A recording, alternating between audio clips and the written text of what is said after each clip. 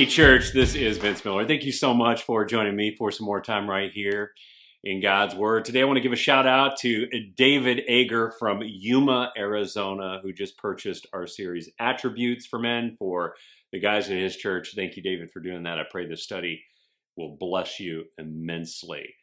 Today I'm going to be reading from Nehemiah chapter 3. I'm going to read verses 15 all the way down through 27. You know what? I'm not going to read it. I'm just going to be honest with you. I can't pronounce half these names anyway. I'm not going to pretend like I know how to. So I'm not going to read it for you. I have read it a few times. I want you to read it. Take your time, read over it once, and then jump back into the video. So inside of the video today, you're going to see a map. I'm going to put it up on the video so you can see it. It's going to show what the wall and the gates might have looked like in the time of Nehemiah. You're going to see the section that they built here is the completion of the wall facing toward the Kidron Valley, which would have surrounded the city of David. Now, inside of the city of David during Nehemiah's time, there probably would have just been a smattering of small homes, because remember, all this stuff was in disrepair by the time Nehemiah shows up. It was all destroyed. But in King David's time, the city of David was the location of the palace of David. So I'm going to also put up a model of maybe what that looked like in the video as well. Now, behind the city of David, set above it, the temple on top of Mount Moriah, which, by the way, was the place where Abraham sacrificed or attempted to sacrifice his son Isaac. So interesting location, right? So Nehemiah is building a wall that surrounds the village below the temple, which essentially protects access to standard utilities like water and garbage and the armory and burial sites, which served to protect the community and also the temple of God.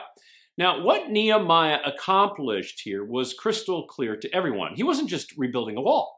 He was rebuilding the community of God. The task actually somewhat mirrors the creation of a modern-day kibbutz, which is probably language you've heard recently on the news if you listen to the news. A kibbutz is a Jewish community collective. That's what the word kibbutz means. It means collective.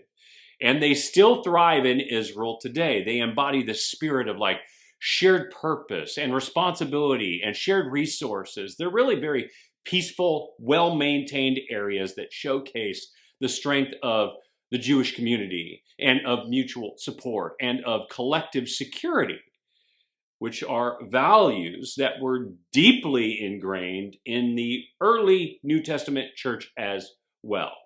But let's shift our focus to today, to the modern church.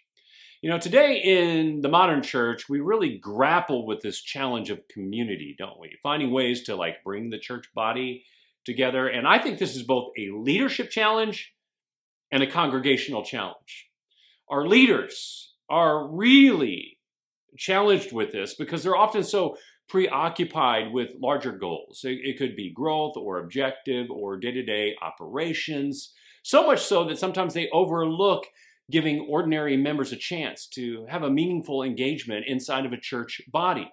Sometimes this causes church to feel like it's more of a business than really a community. But then there's us, the congregation, the members. And our individualistic tendencies have led us to treat church like an event, like something you check off of a to-do list rather than really a place to connect and contribute and be a part of inside of a community. We are so tangled up in the busyness of our life that our involvement in the church often gets sidelined. You know that's true. But here's the deal. Just like Nehemiah stepped up in his time, we too, as leaders and as members, need to step up as well and rekindle our sense of unity and purpose inside of church life, inside of our believing community. So let me ask you, what's your next move going to be? Is Nehemiah's story just going to be another historical lesson for you that kind of tantalizes your imagination and educates you a little bit? Or maybe just be another source of leadership inspiration so that you can go do what you want to do? Or are you going to actually take action like Nehemiah did? So let me give you a couple of very practical steps you could take today. First, you could invite your pastor for coffee or lunch, on your dime, and then use it as an opportunity for a conversation about how you and your family can engage more deeply inside of the church, using your gifts and talents in a very meaningful way. Second, why not just sit down with your family over a meal and have the same discussion? Use it to discuss how you can collectively contribute more meaningful to your church and your community. But do me a favor, don't do nothing with this devotional. That is not why I write them. So get off the bench and get into the game like Nehemiah did, and I pray it blesses you today. Guys, I love you. Thanks so much for joining me. If this has blessed you, share it with someone else, and I'll see you right back here again tomorrow.